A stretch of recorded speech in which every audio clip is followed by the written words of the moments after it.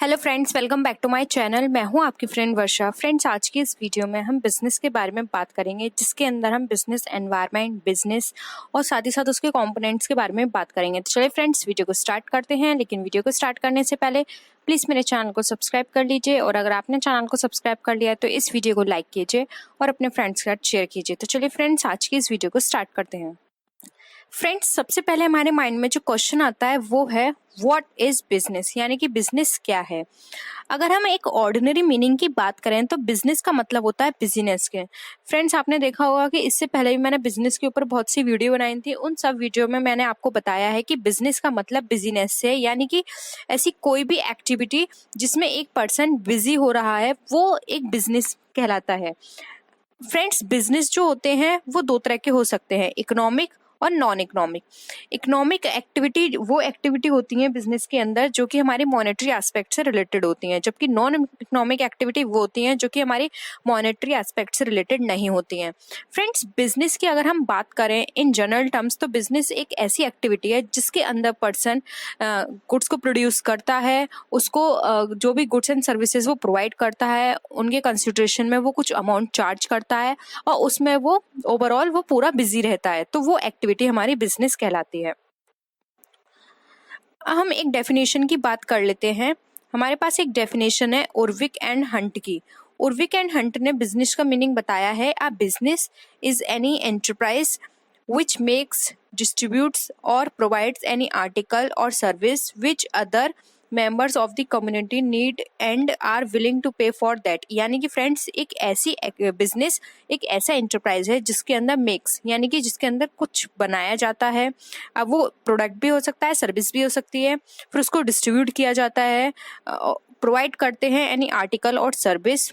Article का मतलब यहाँ पे गुड से है, which other members of the community need and are willing to pay for that। यानी कि एक कम्युनिटी के एक मेंबर जो कि उसकी नीड रखते हैं और वो उसके लिए पेड करने के लिए विलिंग होते हैं, तो वो एक्टिविटी हमारी बिजनेस कहलाती है। यानी कि फ्रेंड्स, बिजनेस के अंदर हम अपनी सोसाइटी को ध्यान में रखते हुए प्रोडक्ट को प्रोड्यूस करते हैं, सर्विस को प्रोड्यूस करते हैं और उसको प्रोवाइड करते हैं कस्टमर को, और कस्टमर उसके बिहाफ पर हमें अमाउंट प्रोवाइड करते हैं या हमें अमाउंट देते हैं। तो ये हमारा बिजनेस का मीनिंग हो गया। आई होप यहाँ तक आपको क्लियर होगा। अब हम बात करते हैं how business differ from profession, यानी कि एक बिजनेस प्रोफेशन से किस तरह डिफर है। अब बिजनेस एंटरप्राइज में provide services, but there are many individuals and firms they may also render services. यानी कि फ्रेंड्स, एक बिजनेस एंटरप्राइज प्रोवाइड करती है सर्विसेज, लेकिन उसके अलावा भी बहुत सारे ऐसे इंडिविजुअल और फर्म्स हैं जो कि इस तरह की सर्विसेज प्रोवाइड करते हैं। जैसे कि कुछ होते हैं इंडिविजुअल्स फर्म्स, जैसे कि body of professional people such as doctors, lawyers, engineers, जो कि इस तरह की सर्विस देते हैं। लेकिन फ्रेंड्स, ये हमारा बिजनेस नहीं है। प्रोफेशन के अंदर फ्रेंड्स, बिजनेस एंड प्रोफेशन में जो सबसे बड़ा डिफरेंस है वो ये कि बिजनेस के अंदर आपको किसी भी तरह की एक्सपर्टीज की रिक्वायरमेंट नहीं होती, यानी कि नीड नहीं होती, जबकि प्रोफेशन के पास प्रोफेशन के अंदर आपको एक एक्सपर्टीज होनी चाहिए। आप जिस भी चीज़ में प्रोफेशन करना चाहते हैं या जिस भी चीज़ के आप प्रोफेशन में हो, उस चीज़ की आपको एक्सपर्टीज होनी चाहिए। फॉर एग्जाम्पल, डॉक्टर के लिए MBBS या फिर जो भी जिस भी चीज़ के लिए आप डॉक्टर हैं उसकी आपके पास क्वालिफिकेशन होनी चाहिए, जबकि बिजनेस के लिए ऐसा कुछ भी नहीं है। आप नॉर्मल 10th या 12th हैं, या फिर कि आपको एक छोटा सा जो जनरल जो बेसिक नॉलेज होती है आपके पास सिर्फ उतनी नॉलेज है, आप बस कैलकुलेशन कर सकते हो, तो उससे भी आपका बिजनेस चल जाएगा। लेकिन प्रोफेशन ऐसा नहीं है। प्रोफेशन के अंदर आपको उस चीज़ की एक्सपर्टी होनी पड़ेगी, आपको उसका स्पेसिफिक नॉलेज होनी पड़ेगी, तभी आप वो बिजनेस को रन कर सकते, वो प्रोफेशन को रन कर सकते हैं। But profession services are not business even when they are render in return for money. Same बात फ्रेंड्स इसी में कही जा रही है कि जबकि प्रोफेशन सर्विस बिजनेस नहीं है, जबकि उसके लिए आपको मनी भी रिसीव हो रही है।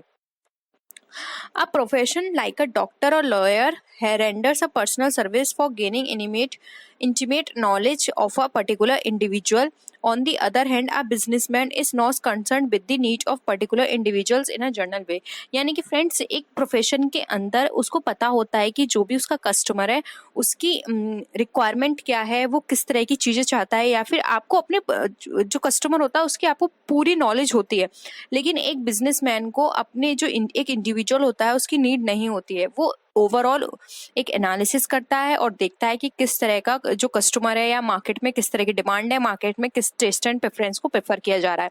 जबकि ऐसा नहीं है, प्रोफेशन के अंदर यहाँ पर टेस्ट प्रेफरेंस हर चीज़ डिफर करेगी पर्सन टू पर्सन, और आपको हर कस्टमर के अकॉर्डिंग प्रोफेशन में आपको उसकी पूरी प्रॉपर नॉलेज होनी चाहिए कि वो किस तरह की उसकी हैबिट है, क्या वो टेस्ट एंड प्रेफरेंस है उसका, किस तरह की हैबिट है, तो आपको ये पूरी प्रॉपर नॉलेज होगी।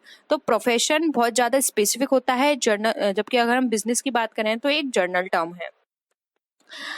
हम बात करते हैं मोटिव्स की। मोटिव्स फॉर अ बिजनेस, यानी कि एक बिजनेस के लिए क्या क्या मोटिव्स है। फर्स्ट आता है ambition to earn profit. Ambition to earn profit का मतलब फ्रेंड्स यहाँ पे दिए है कि बिजनेस का जो फर्स्ट मोटिव होता है वो होता है प्रॉफिट अर्न करना। क्योंकि फ्रेंड्स कोई भी पर्सन अगर बिजनेस स्टार्ट करता है तो वो सिर्फ यही सोच के करता है कि जो भी वो इसमें लगा रहा है इनपुट, उसके बदले में जो आउटपुट मिलेगा उसमें कुछ ऐड उसका प्रॉफिट भी हो, यानी कि जो भी एक्सपेंस उसने किया है उसके बदले में उसको कुछ रिटर्न में मिले, जो कि उसका उस जो भी उसने आउटपुट लगाया उससे ज़्यादा हो, जो कि हम जिसको नॉर्मल टर्म में हम उसको प्रॉफिट बोलते हैं। तो प्रॉफिट को अर्न करना एक सबसे बड़ा मोटिव है बिजनेस का। सेकंड आता है साइकोलॉजिकल फैक्टर। साइकोलॉजिकल फैक्टर के अंदर यहाँ पर ये है कि फ्रेंड्स हर पर्सन की एक साइकोलॉजिकल नीड होती है कि उसको अपने बिजनेस को कहाँ लेके जाना है, किस तरह का बिजनेस करना है, किस तरह की चीज़ें उसको प्रोवाइड करनी है। तो ये साइकोलॉजिकल फैक्टर होना भी बहुत ही इंपॉर्टेंट है। कुछ लोगों का पर्पस होता है कि उसको बिजनेस को ग्रोथ पे लेके जाना है, या फिर कुछ का टारगेट होता है कि बस हमें नॉर्मल प्रॉफिट हो जाए जो हमें डेली जो हम सर्वाइवल के लिए इनफ रहे। तो ये सबकी अलग अलग डिपेंड करता है कि किस पर्सन की किस तरह की रिक्वायरमेंट है, लेकिन साइकोलॉजिकल फैक्टर हर किसी में होता है। नेक्स्ट बात करते हैं ambition to provide service. Ambition to provide service का मतलब फ्रेंड्स यहाँ पर ये है कि गवर्नमेंट बोलती है कि जो बिजनेस है उसका मेन पर्पस होना चाहिए सर्विस, सेकंड होना चाहिए प्रॉफिट। लेकिन फ्रेंड्स अगर हम नॉर्मली बात करें तो हर बिजनेसमैन फर्स्ट रखता है प्रॉफिट, सेकंड पॉइंट पर रखता है जो भी मोटिव होता है उसको सर्विस को। तो सर्विस भी यहाँ पे बहुत ही इंपॉर्टेंट है कि आप उसको किस तरह की सर्विस प्रोवाइड कर रहे हैं। आप जो भी सर्विस प्रोवाइड करें या किसी भी तरह का आप गुड प्रोवाइड करें अपने कस्टमर को, वो सोसाइटी के बेनिफिट के लिए होना चाहिए, सोसाइटी उससे हार्म ना हो। ऐसा ना हो कि सिर्फ आप अपने प्रॉफिट को देखते हुए उसकी कॉस्ट इतनी इंक्रीज कर दें जो कि कस्टमर पे ज़्यादा बर्डन क्रिएट करे। तो यहाँ पे सर्विस प्रोवाइड करना भी बिजनेस का एक सबसे बड़ा मोटिव है। हम बात करते हैं बिजनेसमैन और एंटरप्रेन्योर की, यानी कि एक बिजनेसमैन और एक एंटरप्रेन्योर में क्या क्या अंतर है। Businessman can be defined as a provider of goods and services to people which they need but not to possess. यानी कि फ्रेंड्स बिजनेसमैन के जो पर्सन होता है वो एक ऐसा प्रोवाइडर होता है जो कि गुड्स एंड सर्विसेज तो प्रोवाइड करता है पर्सन को जिनको उसकी नीड है, लेकिन वो खुद उसको पजेस नहीं करते। He takes the initiative and the risk to produce or market goods and services. यानी कि फ्रेंड्स ये पर्सन इनिशिएट लेता है उस तरह का गुड्स प्रोड्यूस करने का, और वो ये रिस्क उठाता है। क्योंकि फ्रेंड्स बिजनेस में ये प्लानिंग, रिसर्च एंड डेवलपमेंट ये किया जाता है, लेकिन ये श्योरिटी नहीं होती कि जो भी रिसर्च एंड डेवलपमेंट किया है हमने वो 100% श्योर हो, और हम जो भी प्रोड्यूस कर रहे हैं वो हमारा टोटल जो भी प्रोडक्ट हमने बनाया है वो सेल हो जाए। तो यहाँ पे कुछ रिस्क लेके भी चलना पड़ता है। तो यही रिस्क एक बिजनेसमैन को उठाना होता है। He makes business plans and executes with a view to earn profit। यानी कि फ्रेंड्स वो एक बिजनेस प्लान भी बनाता है और उसको एग्जीक्यूट करता है जिससे कि उसको प्रॉफिट अर्न हो। यानी कि बिजनेस के अंदर उसको बहुत सारे इस तरह के रिस्क उठाने पड़ते हैं जो कि उसको हेल्प करते हैं उस जो भी उसका टारगेट है उसको अचीव करने में, और साथ ही साथ उसको प्रॉफिट अचीव करने में। क्योंकि फ्रेंड्स ये कहा जाता है कि जहाँ पे ज़्यादा रिस्क होता है वहीं ज़्यादा प्रॉफिट अर्न करने की एबिलिटी होती है। यानी कि more profit more loss, less profit less loss. यानी कि फ्रेंड्स लॉस की जगह आप यहाँ पे रिस्क ले सकते हैं, क्योंकि फ्रेंड्स जो प्रॉफिट अगर हम ज़्यादा सोच के चलेंगे तो वहाँ पे हमें रिस्क भी ज़्यादा लेना पड़ेगा, ठीक है। जबकि अगर हम एक एंटरप्रेन्योर की बात करें तो एंटरप्रेन्योर बाइंड होता है फैक्टर ऑफ प्रोडक्शन से। यानी कि एंटरप्रेन्योर के पास जितने फैक्टर ऑफ प्रोडक्शन होंगे जैसे कि लैंड, लेबर, मनी, कैपिटल, उसके पास जितना होगा वो उतने से ही अपने बिजनेस को स्टार्ट करेगा, और उसके जो ऑब्जेक्टिव्स होते हैं वो ऑलरेडी स्टेटेड होते हैं। यानी कि ऑलरेडी उसके ये मेंशन किए हुए होते हैं उसके प्रोस्पेक्टस में, या फिर पहले से ही डिफाइन होता है कि उसका ये ऑब्जेक्टिव है, उसको ये ऑब्जेक्टिव अचीव करने हैं। Thus he guarantees wages to his employees and interest to the lenders of capital. यानी कि फ्रेंड्स एंटरप्रेन्योर के अंदर वो एक गारंटेड वेजेस भी देता है अपने एम्प्लॉयज़ को, साथ ही साथ जो भी लेंडर्स होते हैं कैपिटल के, उनको वो इंटरेस्ट प्रोवाइड करता है।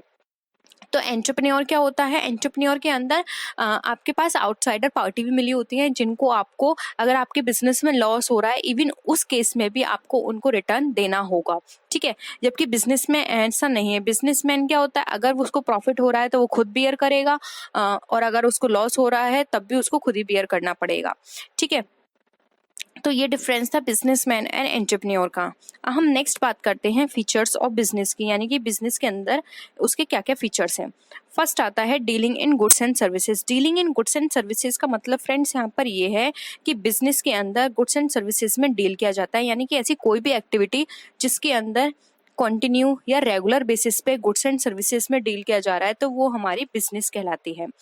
सेकंड आता है रिकरिंग नेचर ऑफ ट्रांजैक्शंस, यानी कि फ्रेंड्स जो मैंने आपको अभी ऊपर बताया कि इसके अंदर रिकरिंग नेचर का मतलब यहाँ पर यह है कि रेगुलर बेसिस पे होना चाहिए। फॉर एग्जांपल, अगर हम कोई भी हम अपने घर में न्यूज़पेपर सेल करते हैं या फिर किसी प्रोडक्ट को सेल करते हैं, तो वो बिजनेस नहीं है, क्योंकि वो क्या है, वन टाइम है, या फिर वो हम क्वार्टरली बेसिस पे कर रहे हैं।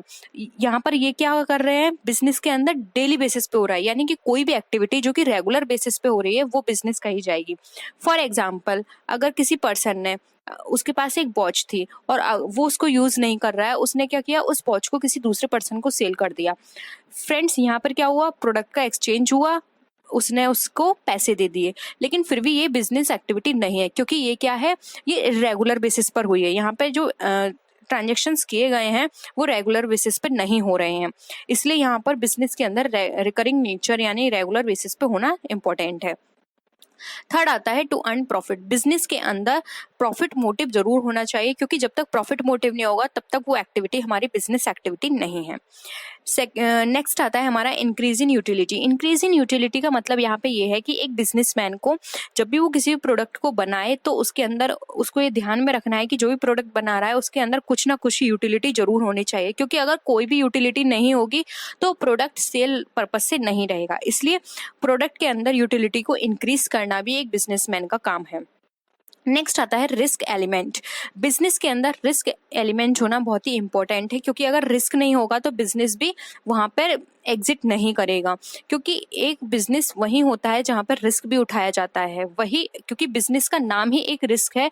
जब तक हम रिस्क नहीं उठाएंगे तब तक वो बिजनेस बिजनेस नहीं कहलाएगा, तब नहीं तो वो बिजनेस, हम ये बोल सकते हैं कि वो बिजनेस है तो सही, लेकिन वो आप अपनी मर्जी से कर रहे हो, यानी कि वो सारा कुछ जो आप क्रिएट कर रहे हो वो सब आप अपनी मर्जी से, आपने अपना एक एनवायरनमेंट क्रिएट कर दिया, उस बेसिस पे कर रहे हो। जबकि अगर आप बिजनेस करते हो तो वहाँ पे आपको रिस्क भी उठाना पड़ेगा, और आपको जो भी फ्यूचर में या फिर किसी भी तरह की मार्केट में कंडीशंस आ रही हैं उन सबको आपको फेस करना पड़ेगा, उन सबके अकॉर्डिंग आपको अपनी प्लानिंग भी करनी पड़ेगी। अब नेक्स्ट हम आते हैं क्वालिटीज पर, यानी कि एक सक्सेसफुल बिजनेसमैन की क्या क्या क्वालिटीज हैं। फर्स्ट आता है टाइम सेंस। एक बिजनेसमैन के लिए सबसे बड़ी जो क्वालिटी होती है वो होता है टाइम सेंस। उसे टाइम के अकॉर्डिंग सारे काम करने होंगे, जो भी एक्टिविटी वो कर रहा है वो टाइम बेसिस पे टाइमली प्लानिंग करना, एग्जीक्यूशन करना, रिपोर्ट करना, बजटिंग बनाना, सब कुछ टाइम बेसिस पे होना चाहिए। नेक्स्ट आता है अलर्टनेस। अलर्टनेस का मतलब फ्रेंड्स यहाँ पर यह है कि अगर किसी भी तरह की कोई भी प्रॉब्लम आ रही है या फिर किसी भी तरह की कोई हर्डल्स क्रिएट हो रहे हैं, तो वहाँ पे अलर्ट रहना उसको देखते हुए कि आगे फ्यूचर में किसी भी तरह की और प्रॉब्लम इस तरह की क्रिएट ना हो।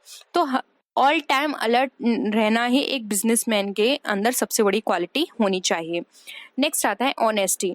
एक बिजनेसमैन को ऑनेस्ट होना चाहिए अपने कस्टमर के लिए, अपने एम्प्लॉयज़ के लिए, अपनी सोसाइटी के लिए और अपने गवर्नमेंट के लिए।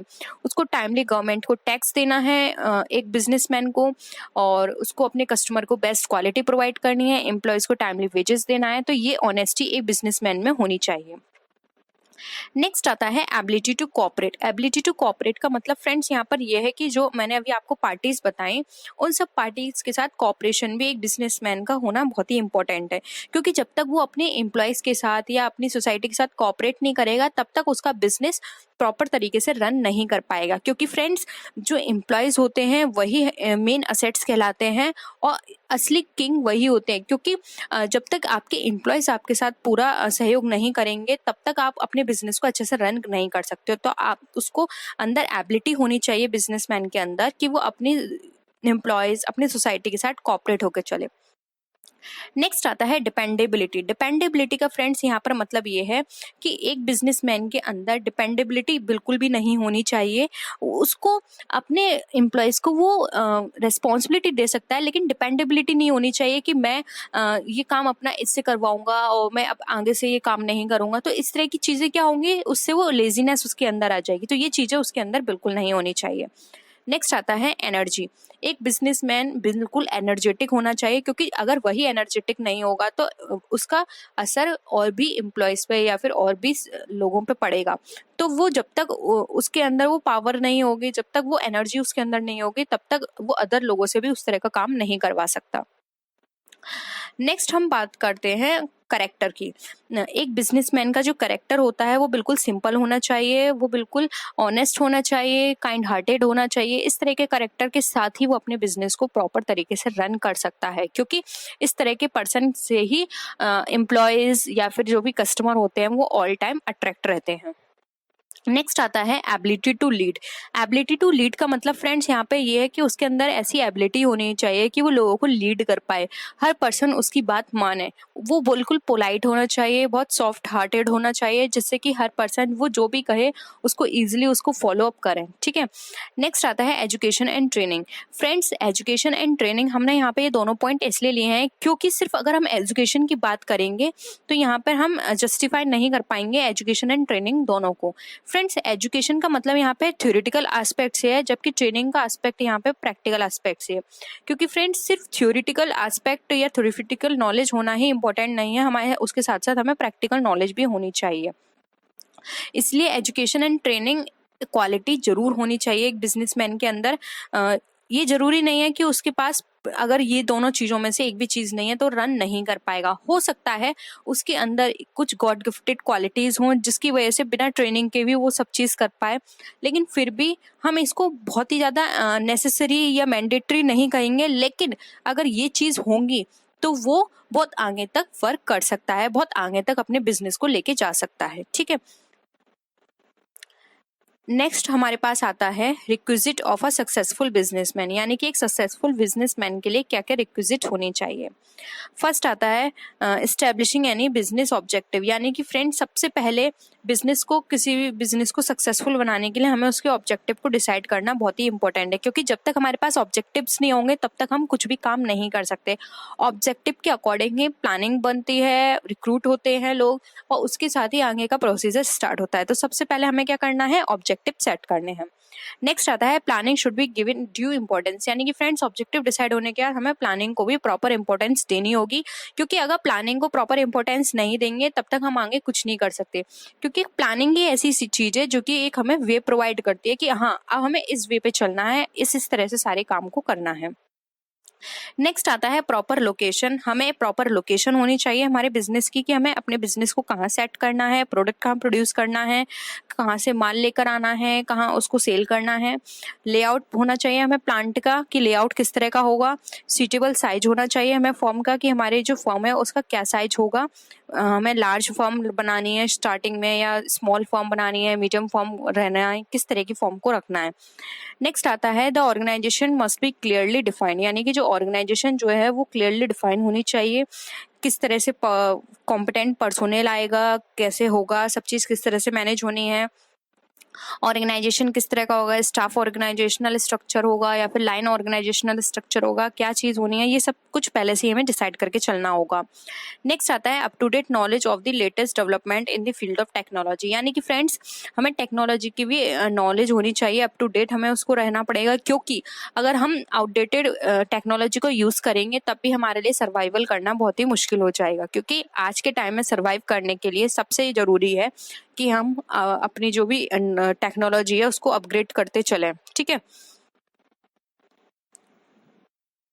नेक्स्ट आता है हम पे point research in all aspects of business, example product research for ensuring successful in long run.